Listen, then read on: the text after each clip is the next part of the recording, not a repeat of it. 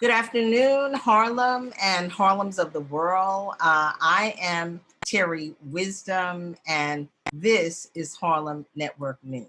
Harlem Network News is a new media platform. We started at the onset of COVID, and unbelievably, it's almost like a year and a half, and it has been quite a journey. We are on Facebook, Instagram, YouTube, Clubhouse, and soon to be MNN. And it's been very clear that what we've been doing has been incredible in terms of informing the community. We are the voice and the drumbeat of Harlem. And recently, we have been doing an extreme amount of what I call cutting edge reporting. Okay, we have been coming out with things that the networks, the cable channels, nobody's coming out with. And that is making it clearer that, our stories are just not being told. And it's also clear that we need to tell our own stories. In any case, this week has been just a very powerful week. We have a lot going on in Esplanade Gardens. There are some capital improvements that are happening, and they're not being done properly. People's apartments are in disarray, and Harlem Network News was very glad to come in there on that cutting edge and really do exposés. And it started with Esplanade Gardens shareholders coming to the community board meeting, Community Board 10, and telling their stories. And we followed up going into people's apartments because we wanted to make sure that we were speaking what was really going on.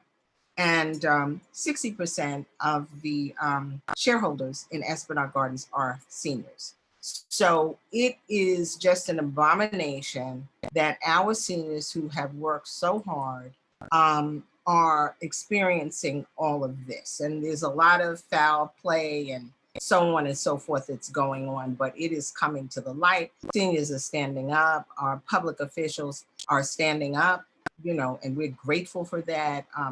Reverend Al Taylor, Assembly member, did call 2 meetings this week, that one in the afternoon, so seniors could attend, one in the evening, so whoever else could attend. And I know that Congressman Espaillat was at that first meeting. And then the second meeting, I know that we had also a representative from the Attorney General's office and also from Community Board 10. So it was very important that we get this on the map. And then there was also a press conference and a walkthrough that happened of people's apartments with Reverend Al Taylor. But there's so much going on, but I don't want to belabor. We have a very special guest here with us today. And most of you know that early voting started yesterday. And we have Shana Harmongoff, who is running for the New York State Senate seat that was formerly occupied by Brian Benjamin, who has now been appointed the Lieutenant Governor for our new governor, Kathy Hochul. So without further ado, and I say all that because knowledge is power, and I always want everybody on Harlem Network News to know what's going on. We got to be informed. So Shana, if you would just introduce yourself and give us a little bit about your background, and then you can share with us what this journey to election has been, because it's been different and it's intense, and we want you to talk about it. It's very important that Harlem know what's happening. So thank you. Well, first, Terri, I just want to say thank you so much for allowing me the space to introduce myself to the viewers who may not know me. And thank you so much. I've been on your show once before with my sorority sisters, Alpha Kappa Alpha Sorority, and just think you're doing an amazing job. And thank you so much. So I'm Shana Harmongoff, and I'm running for New York State Senate as the independent candidate. I was born and raised in Harlem. And I remember what actually made me want to get into politics was because I can remember at an early age, about when I was 8 years old, My mom was very civically engaged, and she was even honored a couple of times by former Mayor Bloomberg.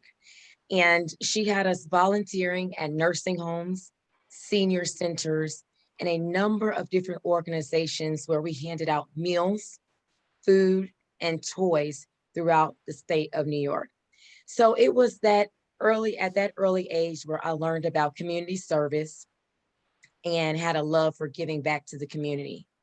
But I knew that I wanted to do something more than just handing out toys, clothing, or meals, but I wanted to do something legislatively because I can remember seeing single moms, even at a very young age, struggling to pay their bills, making ends meet, and seeing our senior citizens struggle. So that's when I went into eventually got my bachelor's and then got my master's in Juris Doctorate from the Appalachian School of Law. I then came back to New York and got into politics. And if someone would have asked me, Terry, if I would be in politics 6 years ago, I would say no way. I Okay. thought I was going to be a lawyer, but I ended up being at the right place at the right time, and actually started working for Senator Benjamin. It was Brian Benjamin at the time before he became the senator. Okay. Keith Wright actually introduced me to Brian Benjamin and helped on his campaign and have been with him ever since. And when I started working with him, I was his community liaison. And then he promoted me the next year to his district. He promoted me to his director of community affairs. And then 2 years ago, he promoted me to his district office director. So I think I'll stop there because I know you have a bunch of questions to ask me. And Right. so Yes, we'll I let do. it flow Okay. into the question. Okay. Okay, great. So you've shared a little bit about what your background is and what the motivation is. But I think it's been quite an interesting journey, and we want to Yes. put that out there. Pretty much just as a background education piece, and this is as I understand it, when Brian Benjamin was appointed by Governor Hochul to become the lieutenant governor, that left his seat vacant, okay, which means that we ended up to have a special election. In this case, we had what is called a county committee that consisted of about 800 Democrats who are, I believe, elected to the county committee, either elected or appointed. And they were set with the task of choosing who was going to be the Democratic nominee for the state Senate position. And whoever won that Democratic nominee from the county committee people, that is the person that was going to be the Democratic nominee. So we know that you were in the race there, and there were several people in the race, and it kind of turned around in a few ways. But we know that Cordell Clear, who is the Democratic nominee, she won that there at the county committee. We know that Athena Moore was there, and she was kind of next running. We know that Al Taylor, I believe, was in, and he actually took himself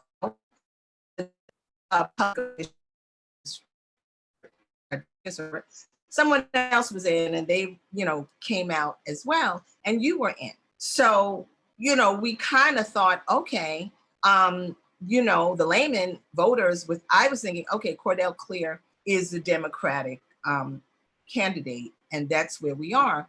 But shortly after, I got the drumbeat that you were now back in the race and you were coming in as an independent. So if you would share a little bit about the fact that people can come in as an independent and why you thought it was important for you to come back in that race as an independent and how that's going for you. Because So I want to clarify something that you said, okay, that the Democratic nominee was chosen by about 800 county committee. Okay. So actually the county committee does consist of about 800 people. However, on that particular day, only about maybe 250, if that, came out for that county committee vote. I will say, Terry, for the past 2 years, when Senator Benjamin at the time was running for comptroller, I was gearing up for his state Senate seat and preparing, meeting monthly with my team of people, because Senator Benjamin did let me know 2 years ago in 2019 that he wanted to run for comptroller. And I let him know, he can let you know as well. From the moment he met me, he said that that I told him I wanted to run for office. So it wasn't no secret that I wanted to run for his state Senate seat, because I knew that he was going to be elevated at some point, whether it was for comptroller. Unfortunately, he didn't win that comptroller seat. However, God had something bigger for him, clearly. And Governor Hochul then appointed him as her lieutenant governor. Yes. So eventually I told my team, let's get moving again, right? The seat is now vacant. I actually, Terry, to be fully transparent, I actually never really wanted to go through that county committee process. I don't necessarily agree with the process, because I'm for the people, and I feel like the community at large should have a say so on who their next elected official should be, and not just a particular body of people, because county committee consists of elected officials, district leaders, and like you said, who they appoint or elect for that position. So it wasn't a full representation of our community as we know it. And so I wanted to immediately, once Senator Benjamin got sworn in, anybody who wants to run, whether you run as an independent, Democrat, or under the Working Families Party line, you have 10 days to do so. The county committee has 10 days to then pull a meeting together with the county committee to choose their Democratic nominee. Also, the Working Families Party line could choose someone, although they didn't decide to have someone on their party line. And then also that same day that Senator Benjamin, now Lieutenant Governor, got sworn in, you then can start petitioning to be on the ballot.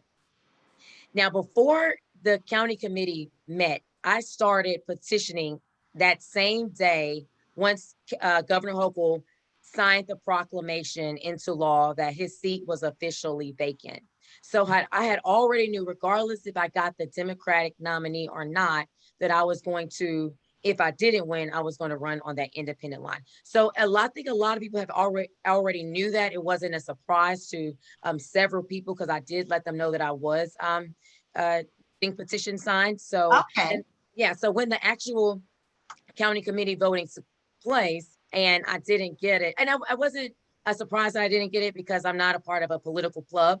And so to me, I knew that the path I was going to take was either under the Working Families Party line or as an independent. Okay, got it. Okay, so that's informative, because all of this county committee and what happens when there's a special election. I think it's very important that the community be well informed, because and maybe you can elaborate on this, we're in our election time now. Early voting has started. It started yesterday. The actual election day is November 2nd.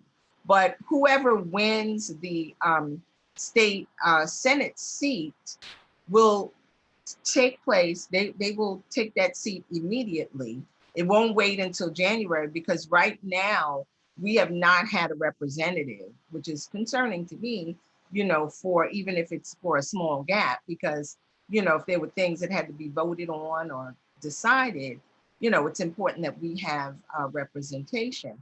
However, it is my understanding that once the state senator is elected on November 2nd, there's going to be like another primary in June and another election. So this is a little complicated. So if you could just break explain it in it, So Yes. please, you know, And I've worked with break the it down. previous state senator, Okay, so there I'm you go. very familiar with the state senate role. So the Mhm. state senate seats are 2 years, every 2 years, and it's always on an even year. So what the special election is actually to fill this vacant seat for the end of Senator Benjamin's term that he has, which ends on 2022. So there is a primary coming up on June of 2022. So whoever wins this special election come November, hoping that it's me, will then have to then rerun again. You have to stay in campaign mode and run, because petitioning will start in February. So you literally have to not sleep pretty much and just get back. You have to pretty much stay running. And I will say this, and I want to say this publicly because it is I would like and hope to win in November.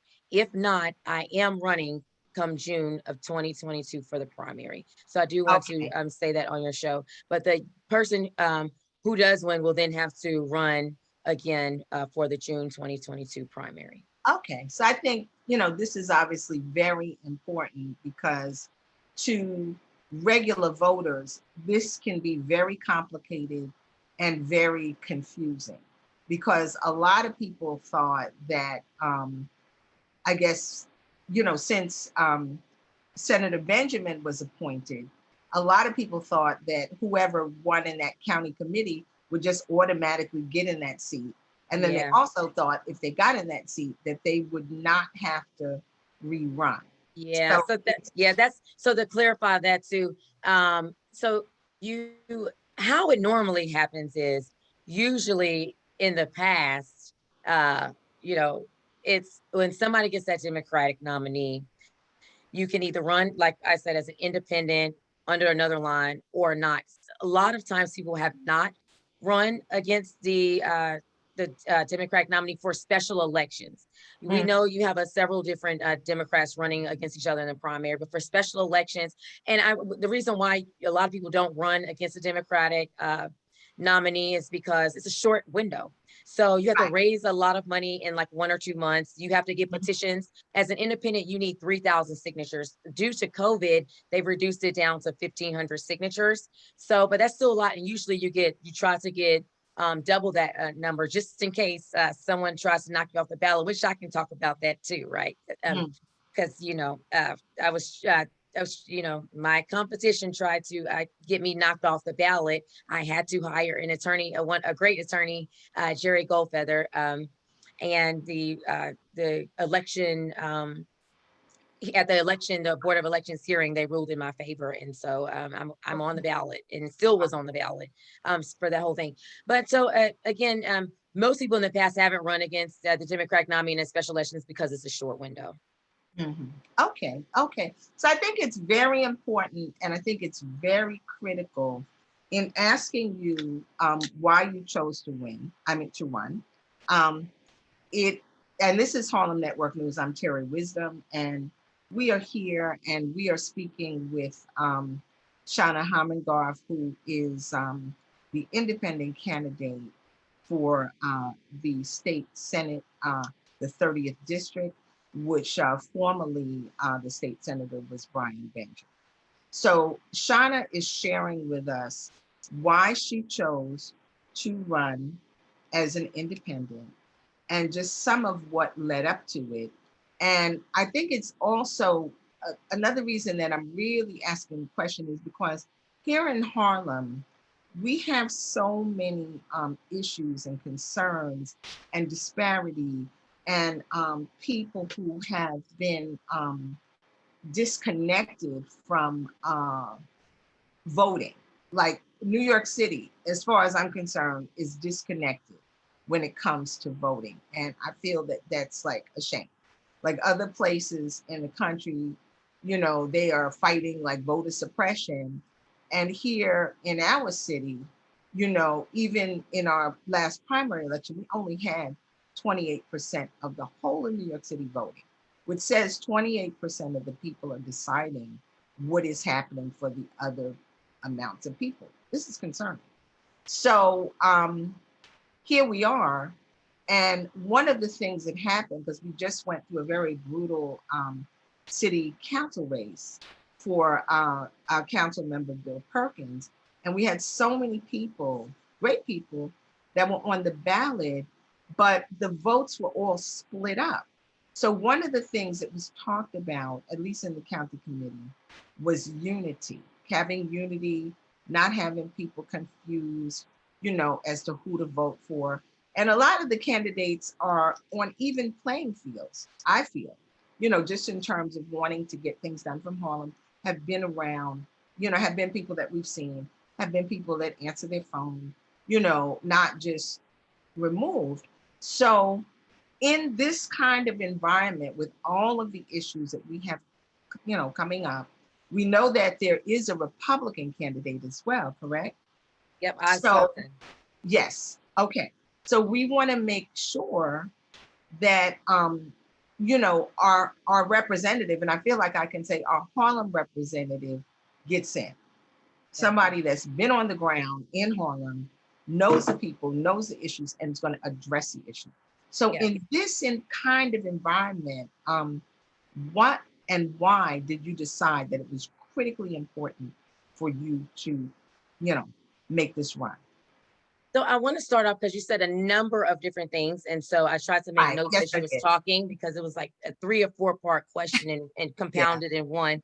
So I'm just going to break it down. You first wanted to know why was it that a certain number of people were deciding for the collective at large for the voting. And to me, that's similar to what I was saying about county committee. A Mhm. smaller portion of people were then deciding who their Democratic nominee should be instead of the community at large. I will say, as I was out talking to the community in the district, the 30th district, while Senator Benjamin was in Albany, because I spoke on his Mhm. behalf a lot, I Okay. got to hear what their needs were. And a lot of people who were not either registered to vote or were registered but didn't want to vote was because one, they didn't even know when the election was. Right. And I hear people often say they're voting for the general election, but not for the primary. And I believe not only is it the Board of Elections responsibility to inform people when voting is, but it's also the candidates. And so if the candidates aren't putting information out to the community of elections, because everything is about education.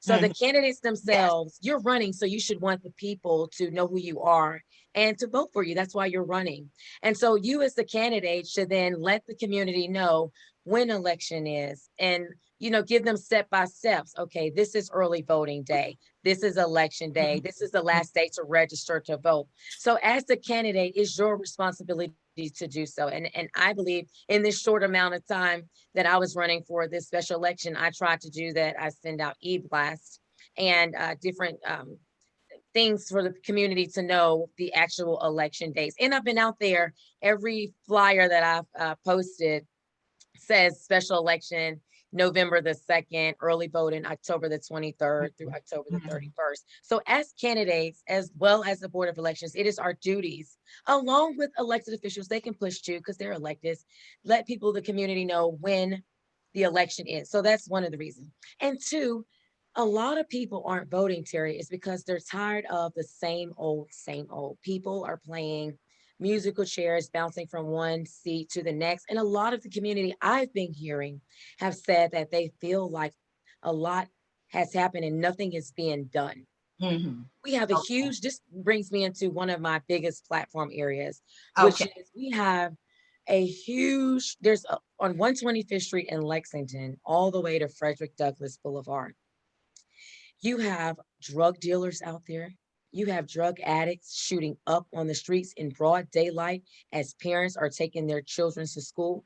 And this has been going on for years and nothing has been done. And so that's why that is as day one, when I get into office, I want to try to tackle that issue and get on hold on it. And not only that, in Harlem, we are oversaturated with drug facility treatments centers. Yeah. And we have less than 4% of our Harlem community actually going to those facility treatment centers. They're Right. coming from Bronx, Brooklyn, Queens, Staten Island. They're coming from all over, but the people in Harlem themselves, they're there are other districts and other communities that they can have their fair share of treatment facilities, not just in Harlem. And our Harlem has mega drug facility treatments. So I want to reduce those sizes so that they're not so big. So that's just shaped one of my big platform areas. And I will say, because again, you had like 3 questions into one. Right. Yeah. So I'm you sorry. talked about the city. Yeah. I'm really good. I'm really good about making notes as people talking. So I want to make sure I tackle everything. Excellent. So Excellent. you also said I'm a note taker. I was in class. You always got to have a note taker. That was me to listen and then take notes. Okay. So you also talked about you wanted the community people who we know that's been working in Harlem, for years, to kind of capture these seats. And so I will say, for the city council election here for our local city races, was our first time doing ranked choice voting. Yes, absolutely. So ranked choice voting is completely different from the state Senate race, where ranked choice voting, your vote. So for instance, it's like if, let's say we'll talk about the race. So ranked choice, everyone votes, and then you vote your first choice, your second choice, your third choice, your fourth choice, and your fifth choice. So the least person who doesn't get the amount of votes, they are eliminated. Their second choice votes goes to that particular candidate, and so on until you get the top winner, and the person gets over 50%. So in ranked choice voting, it actually gives someone who would not normally possibly capture an elected seat a possibility to capture the seat.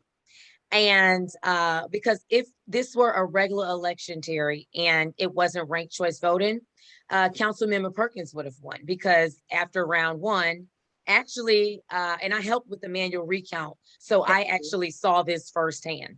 So from the first 11 rounds, Councilman Perkins was in the lead. So it wasn't until that last round when a lot of votes were shifting from the other candidates to Kristen. So ranked choice voting then processes other votes, which is how someone, could, again, who may not have an opportunity to win, could then win. Now, this election that we're doing for state Senate is completely different. Once you vote, whoever's the winner, there's no second choice, there's no third choice. It's not a possibility of someone else trying to get it. Who you vote for is who you vote for. There's no shifting of the vote. So this voting is completely different from ranked choice voting. So I think we need to separate the two, because people are saying— Now, question before you go a little bit further, because this is very complicated. And in my opinion, it shouldn't be so complicated, because it's complicated enough. Like you said, the average citizen, they're not sure when is early voting, what day are we voting on?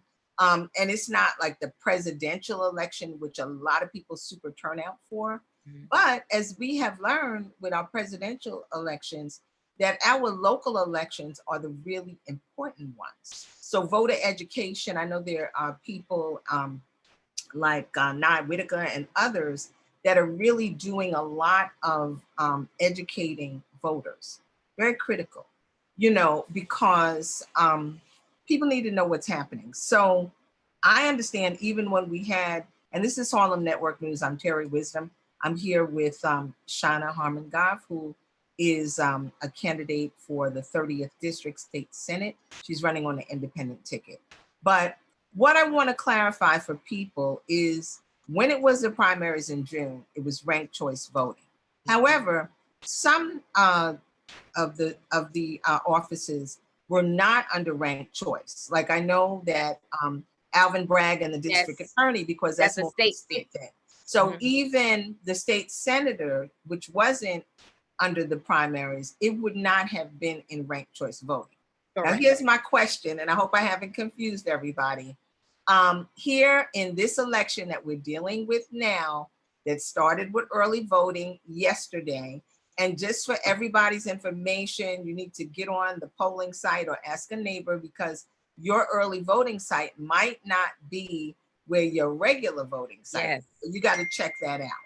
And then Yes. also, you got to look up the hours. You can go on, the voting site, or probably call 311, or, ask a neighbor, a friend, or, one of your public officials so that you're clear what to do. But ranked choice voting is not a part of this election for Correct. anybody right now. It was Correct. just for the primaries. Correct. Correct. Okay. Correct. All right. Is it ever for regular full elections, or is it just for primaries? That's a So question. right now it's for the primary elections. Mhm. Who knows what it'll be in the future? I Gotcha. will say I want to give, if someone is having wants to know what their early voting location is or where Okay. they are scheduled to vote on election day, they would go to findmypollsite.vote.nyc. That's findmypollsite.vote.nyc. Okay. Just wanted Okay. to clear, Thank you. say that because a Yeah. lot of times I like to leave nuggets. So if Yeah. someone, No, wants, that's an important nugget. And that's some of what, I'm just very happy. These are critical times, but one of the things that I feel, COVID has been horrific, but COVID has really taken the scab off the wound in terms of the disparities in our community and what we've gone through and all kinds of stuff. And, just the Black Lives Matter, the police abuse and killings, it's really it's gotten everybody's attention. It's really made people wake up. And from quarantining, people have really gotten way more in touch with their selves. So it's a very interesting time that we're living in. And unfortunately, circumstances, as our great Marcus Garvey said, have to do with the conditions and how we're going to deal. So COVID has been a circumstance, and I think more people are awake, as to what is happening and want to get involved. And we need more and more and more of that, because we cannot feel disconnected. All of this stuff matters, whether we vote or not. We really are paying the taxpayers, even if it's not coming out of your salary. I mean, the public officials, like every time you go to the store, you're paying some tax. So be clear that your public officials work for you. you. Okay. Absolutely. And So, just like you vote them in, you can vote them out. yes. And we have to be diligent about this, Yeah. because it's been a good long time here in Harlem. And we have to speak truth to power that, they're just, the public officials have not really been on boots on the ground and getting stuff done. And I'm not sure why, so I'm not really trying to call anybody out, because it's very complicated. But we are sitting ducks in Target here in Harlem. We got to tell the truth. You Like, got to. like you said, why are there more drug facilities here? And it looks like there's drug facilities here in Harlem. People are on drugs, but it's not even Harlem people. Why is the gentrification off the chain? Why is the affordable housing Not happening? affordable. And Yeah. then people keep saying affordable. I'm sorry to cut you off, but people keep saying affordable, but I'm saying affordable to who? And what does affordable really mean? Because people always wanting to quote affordable, but can we define affordable? Because it's not really affordable, Mhm. right? So definitely need to get a hold on that. There's a lot of issues in our Harlem community, and it seems like a lot has happened, and uh, nothing has really been done. And I'm just being transparent, really. And that brings us to one of my platform areas, Terry, is mental health.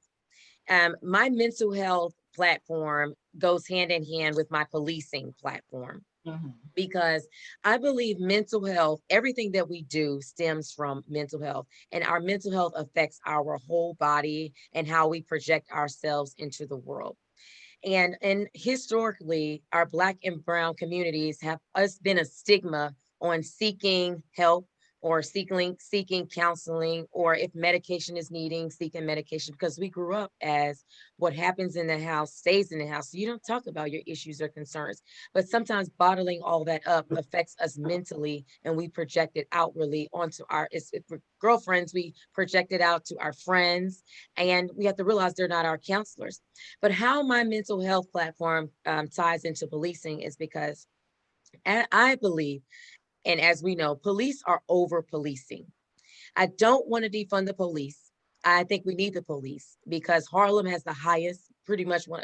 Our numbers are rising with gun violence, so we definitely need the police. However, police are over policing in the sense of if we see someone on 125th Street from Lexington Avenue all the way to Frederick Douglass Boulevard, passed out on the street from a drug overdose, our initial reaction is to call 911.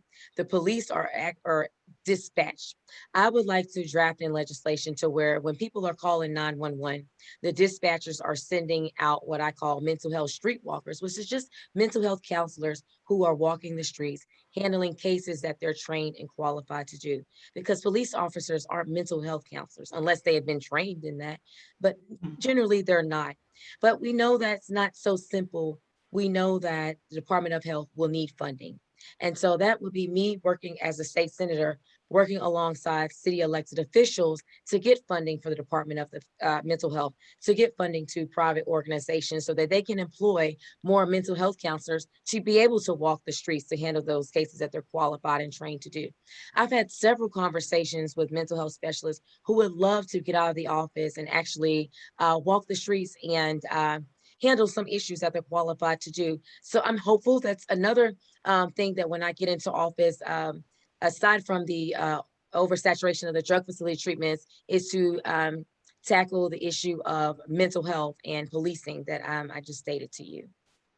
Okay. Okay. Thank you. Because that is one of our questions. I'm kind of going down the list. I want to make sure. I'm Terri Wisdom. This is Harlem Network News. So you have identified two areas that you want to deal with, which is the big drug war here in New York City, in Harlem, which is escalating. And like you said, walking across 125th Street from east to west, it's evident that there's an escalation and it's bad and it's impacting our quality of life. Another circumstance, which is tied to that, is mental health, because most of the people have some form of mental health issue, which is tied to the drug issues. So we've got the mental health and then we've got the policing. Now, what are some of the other areas that, as a state senator, you would address? And also, as a state senator, what can you really address? You know what I'm saying? I think that's a very, very important thing because, people on the campaign trail will say, I'm going to do this and I'm going to do that. But what are the parameters of a state senator? What can you change? Because, legislation is one thing, but can it really happen? Is it going to be a long, dragged out thing? Because we need some issues now. And one of the clarities, and I know I'm going round the bend here, but there's a lot of money here in New York City, in New York State, particularly in New York City. It's one of the wealthiest cities in the world. There's money that's been pumped in and we're not seeing it. There's like committees that the mayor has set up for $1 million for looking at race and looking at mental health. And I don't know anybody on the committee, not that I'm knowledgeable. I don't know anything about the committee. I don't know people that have been approached to be on it. I know there's discussions about what is the meaning of race. This is not helping us. The money needs to get to the people and solve the problems. And the problem, whether it's mental health or drugs, is economics. People are the have-nots, and this has just depressed them and just sent them all kind of ways. And that's the problem. It's economic disparity, educational disparity, medical disparity. So I know I'm on my own platform. I'm not running. But if you could just share, what are some of the things aside that housing, what do you intend to address? And what can you really address within the parameters of a state senator? That's so again, you said you had put like 2 or 3 questions into one. So I made some notes. So the first things first is, what is the role of a state senator? Is really to legislate. Yes, we go throughout the community and we go to meetings and we go to the tenant association presidents, building meetings, and block association meetings, stay involved in the community. But we legislate. That's our whole role, is to legislate, create laws and legislate so it can be signed, passed, and signed into law. That is the real role of the state senator, right? You can say, yes, we're here, we're there, but it's to legislate. That is really the role of the state senator. There is a lot of legislation that can be done if it's passed. And right now, the state Senate is in the majority, right? And so we can get a number of things passed. And like you said, the state Senate seat for Harlem is vacant, and it's critical that we get someone in that role soon, because there's a lot of issues that we face here in Harlem. I talked a little bit about affordable housing, mental health, policing, the drug oversaturation for drug facility treatments, and homelessness. But I'm also passionate about senior citizens, because senior citizens have pretty much been the backbones of our community, and they're often forgotten and overlooked.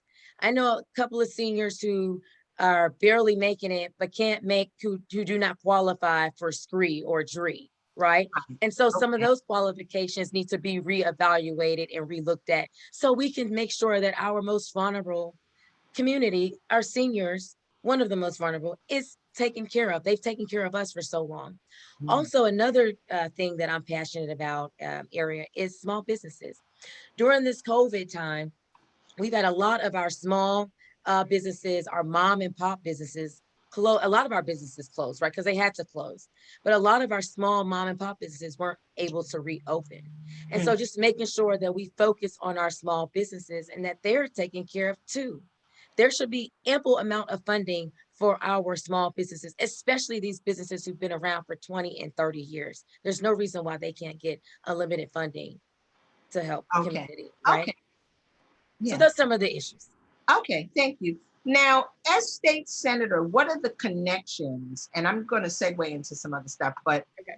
on our local governance, we have obviously our congressman, who is Congressman Esbiod. And once again, Harlem Network News, knowledge is power. So that is our congressperson. And he handles Central Harlem, part of East Harlem, part of the West Bronx, and then going up into, a little bit to Washington Heights. Washington Heights. So, and that in itself is a widespread area with very different needs. So very difficult. And, this has to do with some of the gerrymandering of the districts and, where the lines are going to be cut, which that's something we're dealing with right now too. Yep. And it's going to change. It's going to change. Yep. Yeah. So there's a lot going on, but how does the state senator relate to the congressperson, to the city council person, which that seat is up, Bill Perkins' seat is up, and Jordan Richardson is the Democratic nominee on that. We've got a borough president coming in. Our Honorable Borough President Gail Brewer is going out. Democratic nominee is Mark Levine, who is also head of the Health Committee and City Council. And of course, we've got the mayor and the comptroller. So the mayor, we have Eric Adams on the Democratic ticket, Curtis Sliwa on the Republican, and we've got, I believe, Brad Landers for the comptroller. And then, of course, we have Alvin Bragg, who is Harlem's own, for district attorney, which is incredible because we've had the same district attorney for 30 some odd years. And he's the first African American. Yes, absolutely. Got to say that. You got to say that. Yeah, clap it up. So, and he's qualified. So that's a very empowering thing. But how does the state senator connect with those folks?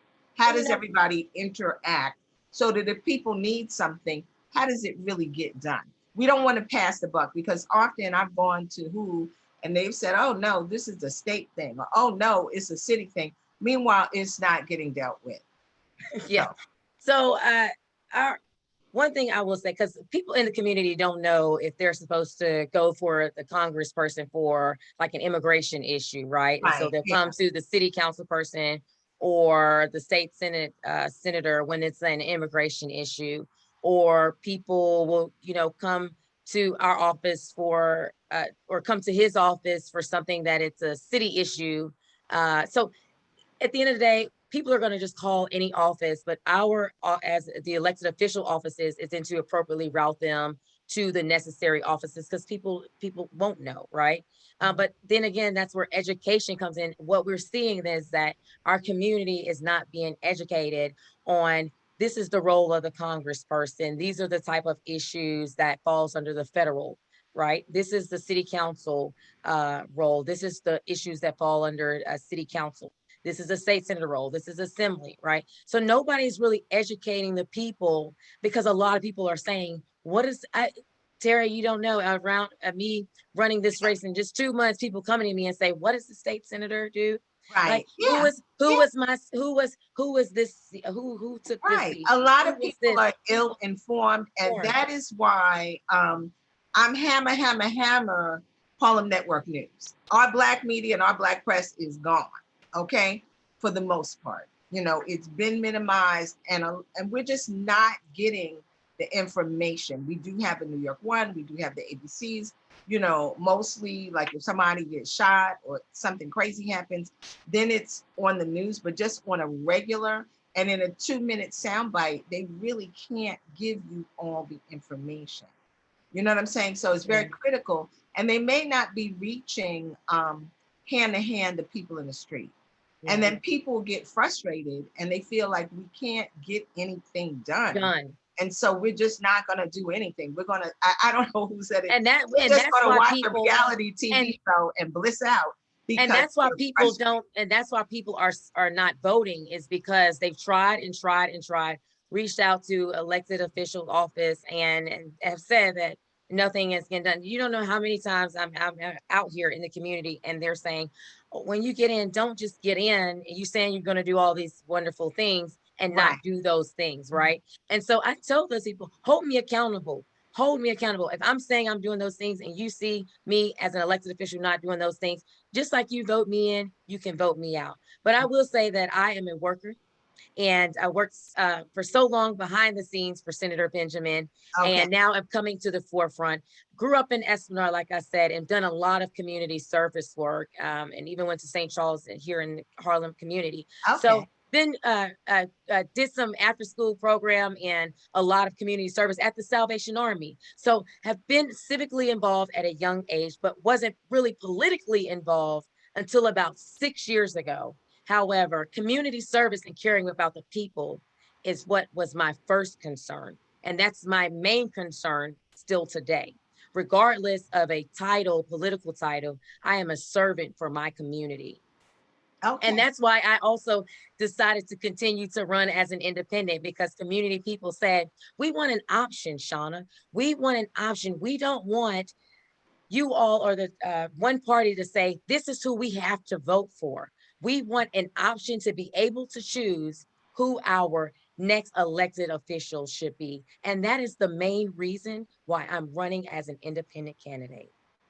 Okay, thank you for that. You mentioned, and I want to make sure that we get in all our questions, because this is really critical time here in Harlem as to what is happening, what's being decided on. But it's also a very critical time because of what we have going on, and then, here we are, it's election time, a time where change can happen. And this particular election is, a little cumbersome, because whoever's being elected for state senator, it's only going to be through next November. And there's a whole primary thing. So a lot of complications, but you mentioned Esplanade Gardens. And I would like you to just speak about what's happening with the Esplanade Gardens situation. That is Front Street. Like I said, I've been going in, doing investigative reporting in people's apartments. It is a horrific situation, and all eyes on Esplanade Gardens. We can't let this happen. I mean, there's floodings, people's property destroyed. People can't stay in their home because of airborne mold, and they're not being paid to stay out of their apartments, or getting any compensation for damages, and they're all seniors. Some of their sink has been in the hallway, for 6 months. They don't have running water every day from 9 to 5. Where are we? You know what I'm saying? What country are we in? And why is this happening to our people who have worked hard? This is unconscionable. It's unacceptable. I'm glad that they came to the community board, and I just stepped right on and followed up on it. And you got some strong people in there, and they're ready to fight, and they should fight. It's a board, but if the board is not good, and I was glad to see the Tish James office in there, because it's a legal thing, and I don't know with the voting and the board or whatever, they need help now.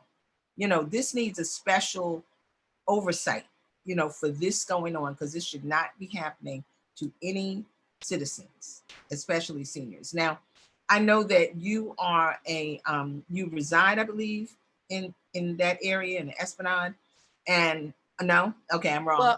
Well, so. But in any case, you're involved, and yeah. you were formerly on the board. Yes. So if you can share a little bit about that, because it's a concern. I don't know when you were on the board, but that you were on the board, and obviously this didn't happen in one day. Yeah. So, hey. So this is, it's been kind of like a nightmare. And so my building, building 6, which is 700 Lenox Avenue, was one of the first 2 buildings to start the capital improvement work. And everything was starting back in 2019. So it's been about 2 years. And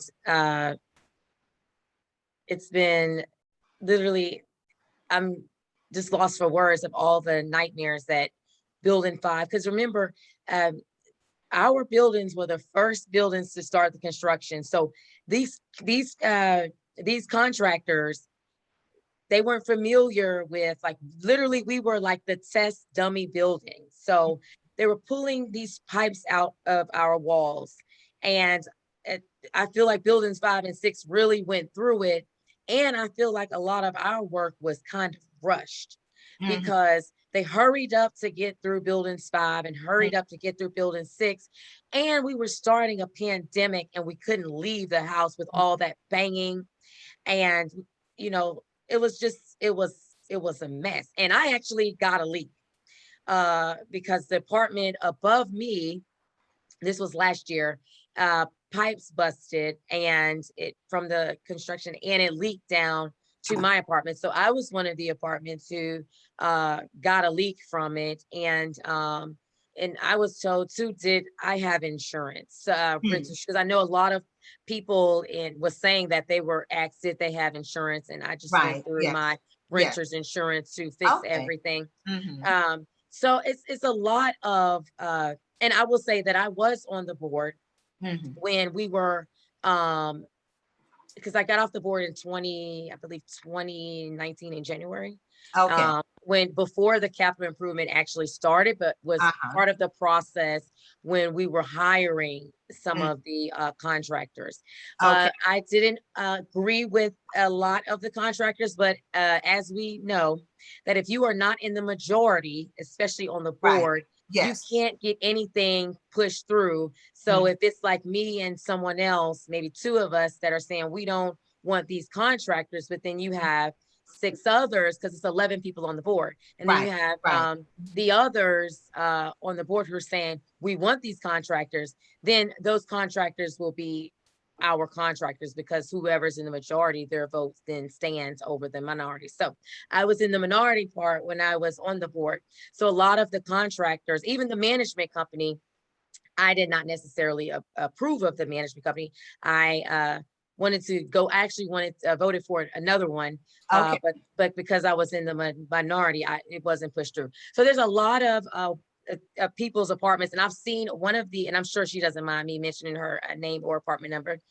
She lives in building 1. Her name is Gloria Lowe, and she's experienced a lot of horrific things. She sends me pictures daily of all of the work that has been, well, basically that hasn't been done because her Right. apartment was pretty much destroyed. And Right. she's actually in the process of trying to get transferred to a different unit.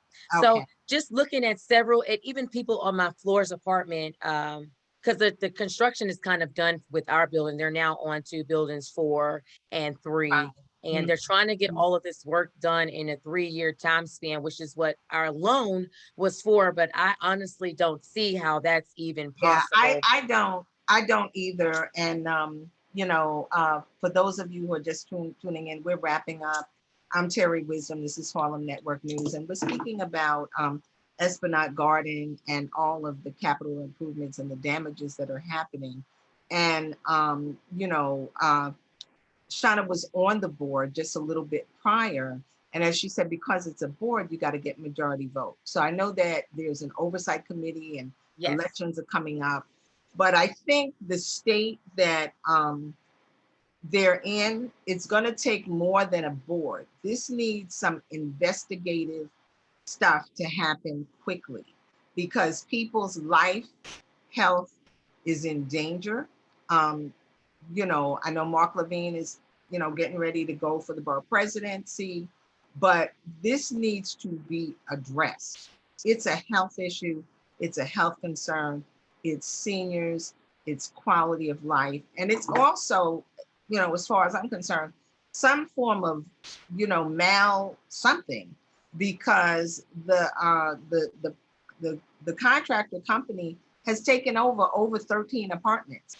And I heard They that have one on this floor, I where I'm heard on the that floor. in They the have one. oversight board meeting. And like I said, we're doing an expose on this Harlem Network News. I was on the second floor in building, what is it, 101 at 147th Street.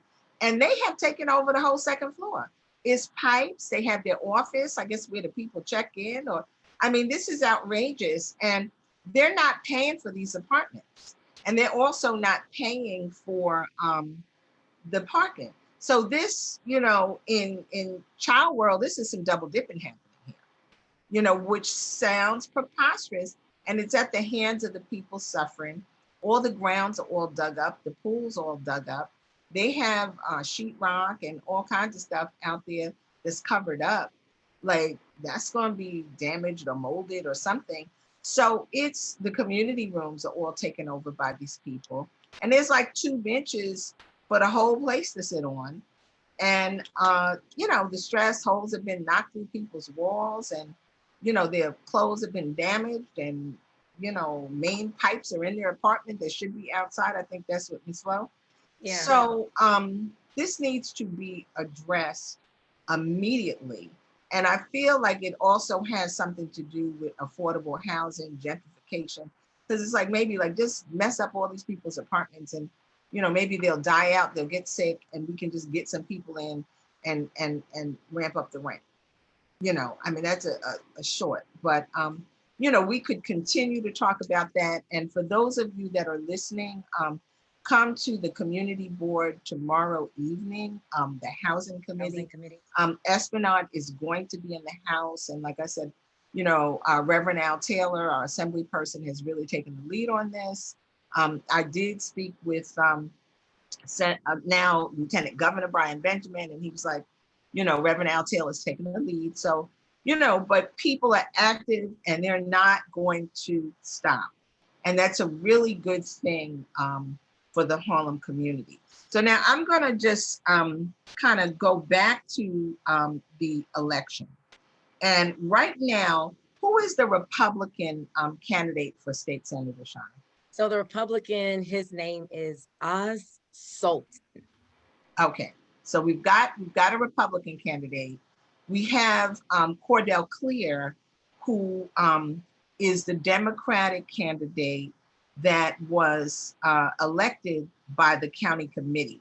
So you pretty much, is there anybody else in the race aside from you, Cordell Clear, and the Republican candidate that you mentioned? It's just the 3 of us. You have, yes, just the 3 of us. Okay, so you pretty much will be running against Cordell Clear.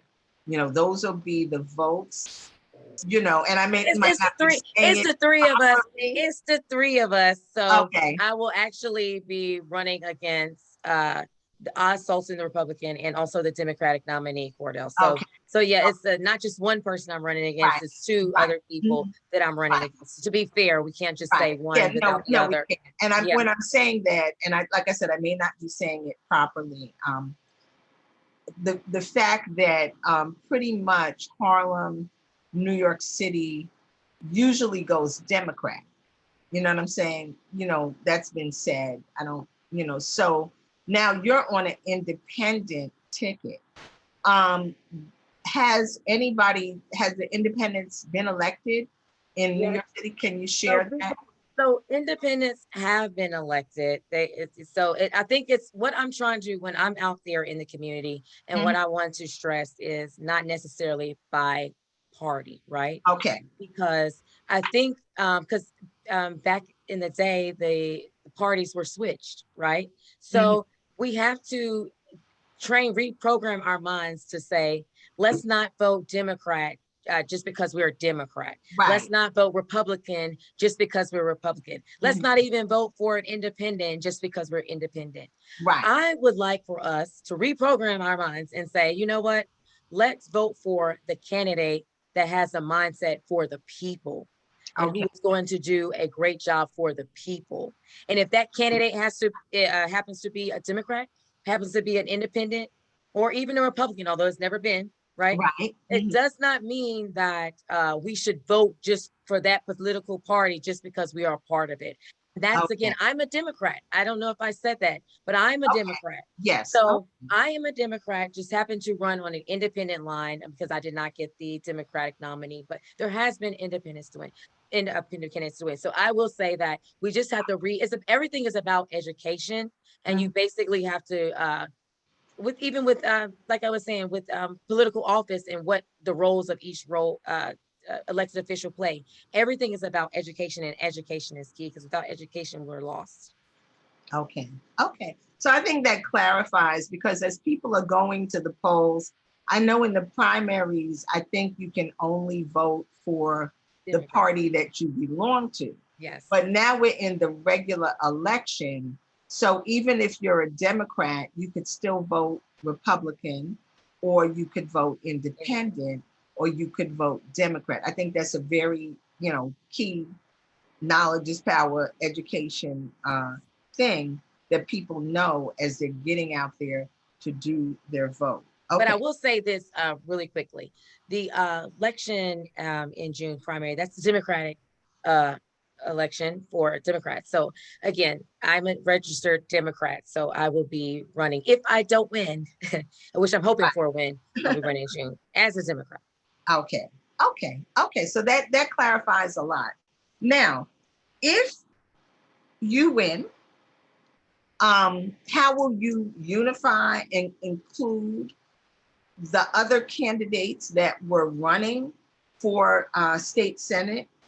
And if you don't win, how will you be a part of it? Because one of the concerns, especially here in Harlem, with all the issues and concerns that we have, is being unified, is folks working together, listening to each other, and getting the job done, not working, in different directions. So either way, how do you plan to unify and bring that whole county committee people together, the Democratic clubs together, since you have ran on an independent? How would you do that? And how do you think that'll work? Thank you. So I think that I have always been known as someone, especially in my family, to be the connector and the peace person. To normally, my mom was that person, and then when she passed away, it just trickled down to me. So I've always been one to connect people and to try to create unity and peace. I will say that it is not going to be an easy road because historically, you know, Republicans would never as of yet have not won, a seat in Harlem. So, and they have different views from the Dems, and so it's not going to be easy. I will say, it's going to take some work, but it's nothing that I don't think that I cannot handle. But it's basically bringing the parties to the table. Oftentimes, what we're seeing is people aren't being brought to the table, right? So we can say we want unity, we want unity, we want unity, but who's actually trying to bring me as the Democrat running on the independent, Oz, running as the Republican, and then Cordell, we're all, who is sitting down these other political people and saying, we want you all in the room to say, hey, this is how we unify. I want to be that person, regardless. When I win, because I'm speaking that, I want to bring all of the candidates together, but not just the candidates, everyone who wants to see the greater good for Harlem, right? And in our 30th senatorial district. So I'm about unity, me, and bringing the parties together. We can't just say, everybody keeps saying this is what we need to do, but nobody's really doing it, right? I'm hearing unity, unity. Who's actually doing that? Everybody's talking about it, but who is being about it? So bringing the necessary parties to the table and not just saying that you're a part of unity is actually how you're going to unify this senatorial district and the community in it. Okay, so I mean, obviously we have a lot of work to do, and as Harlemites, ride or die Harlemites, as we say, we really want everybody working together. Absolutely. It's kind of a little stepping out of the box that you came out and did the independent thing, though you're a Democrat.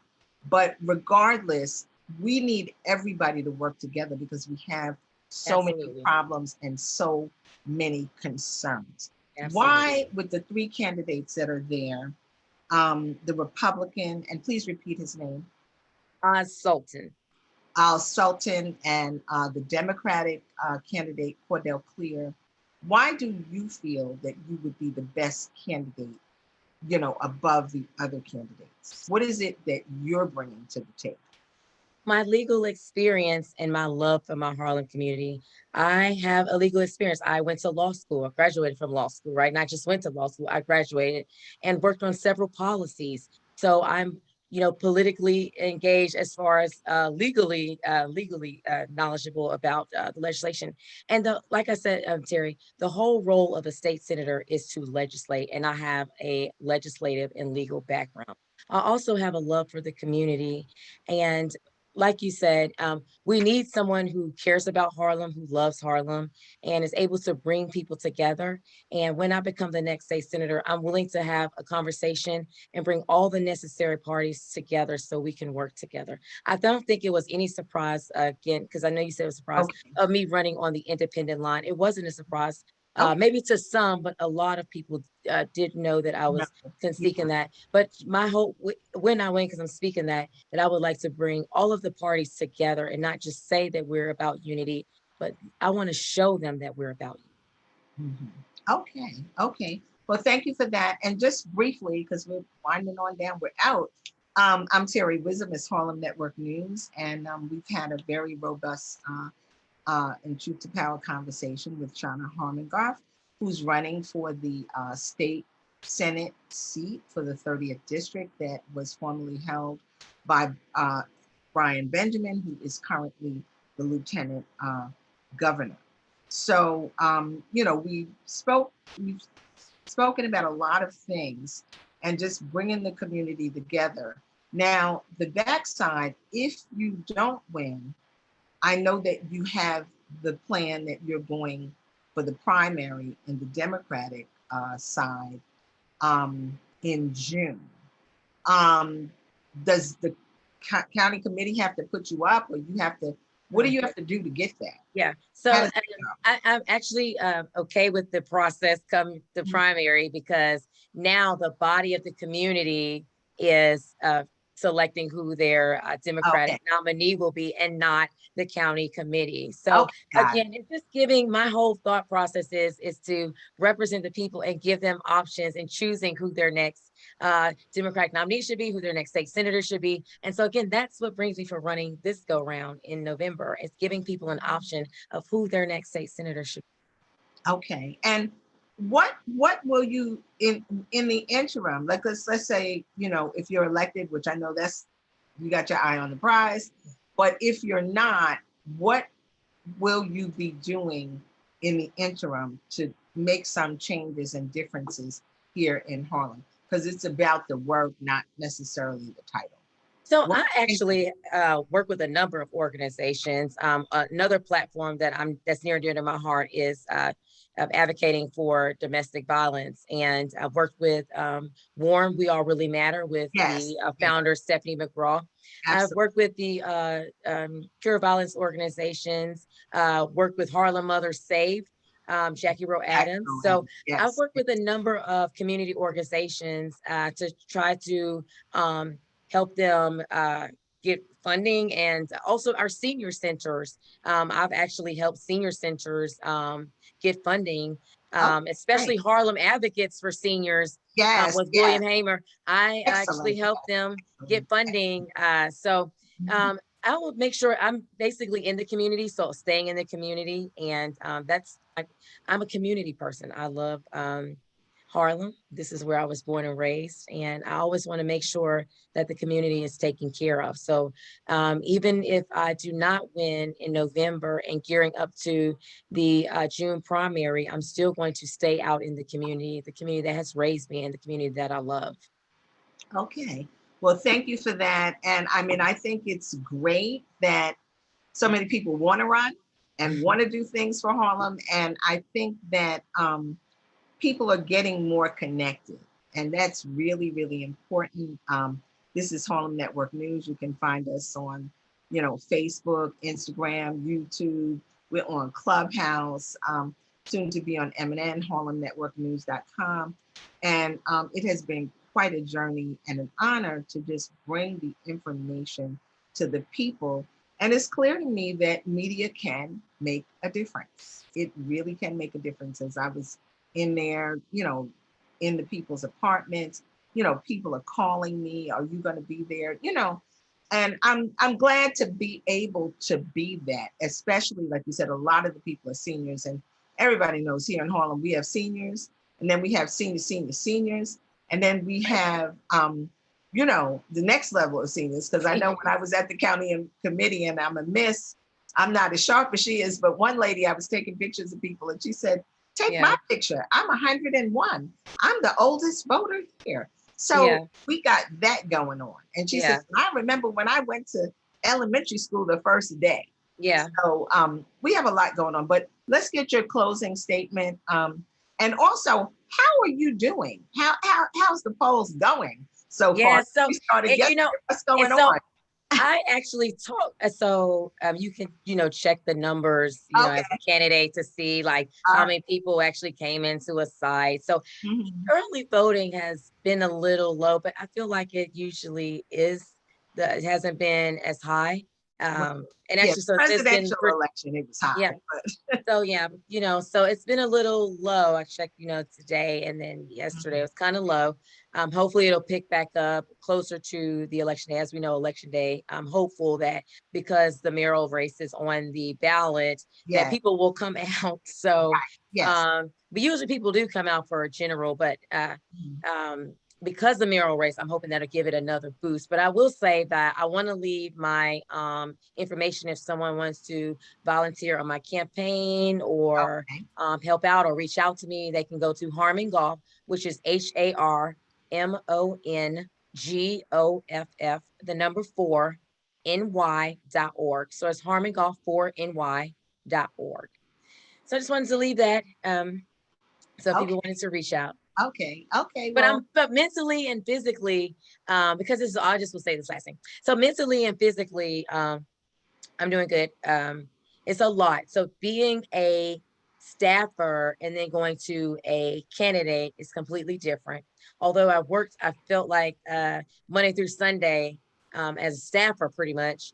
And I'm doing that now as a candidate. It's a little bit more because a lot of people are wanting you to present yourself, tell your platform, how you're going to help the community. And so it's me drinking a lot of tea with honey and lemon, right? You got to I'm all about self-care, mental health care. So it's me Good. making sure that drink a lot of tea, a lot of, with honey and lemons and stuff like that. So mentally and physically, I've been okay. Just drinking lots of tea. That's great. And last question, what about endorsements? Have you been garnering some endorsements? Yeah. So I've been endorsed by, of course, the pastors. The church can't endorse me, but the pastor themselves can endorse me. So I've been endorsed by Pastor Dr. Stacy Ramos. I've been endorsed by Pastor Christopher Williams. He's with Greater Hill Zion AME. I've been endorsed by pastor, doctor, and they're all doctors. I just remember how to say pastor first. Yeah. So pastor. I don't know if it's doctor, pastor, or pastor. Well, it's supposed to be the reverend is always first. So I say pastor because you always give reverence to God is what, and I actually was married to a pastor. So yes. Yeah. So it's pastor. I was endorsed by Pastor Thomas Johnson, Pastor Johnson from Canaan Baptist Church. He's gonna get me for messing up his name because I was just at Canaan today. Okay. Don't kill me, Pastor. There's a lot going on. There's a lot going on. And so I was also endorsed by, I feel like I'm leaving out a pastor. So he's maybe, but I was also endorsed by a union. Both my parents were union workers. My dad worked for the MTA with Local 100, but I was endorsed by DC 9, District Council 9. So those are my unions. They are actually very big supporters of mine. When I'm out here in the community, they're out here with me. So yeah, I've been endorsed by some unions. So thank you for sharing. And Harlem Network News, just because of where we sit, we really haven't taken on endorsing of candidates. We wanted to just, keep in that journalistic mode, allowing us to bring everyone to the table and, take baby steps in terms of people being informed. Because I think, especially here in Harlem, it's very important, and it's very important, as you said, for people to really have those choices and also have the opportunity to hear from the candidates and to get to know the candidates. Very, very important. We're a very connected community. So thank you very much, Shana. Thank you. Thank you for sitting in Harlem Network News hot seat and answering all the questions. And as I say, it's a great day in Harlem every day, and we're honored to be here. And it's been a 1.5-year journey for Harlem Network News, but I can really see that we are making a difference. People are calling us, they're informing us. So it's critical. It's critical what we're doing. And if you would like to make a donation, you just go to harlemnetworknews@gmail.com. If you have stories, please reach out and let us know, because there have been some breaking stories that we've been able to cover because people have reached out to us. So we appreciate you. And good luck, Shana. Thank you so much. Thank you for having me. Thank you. Unity in the community. So thank you. Have a great day. Appreciate it. Okay. Bye-bye.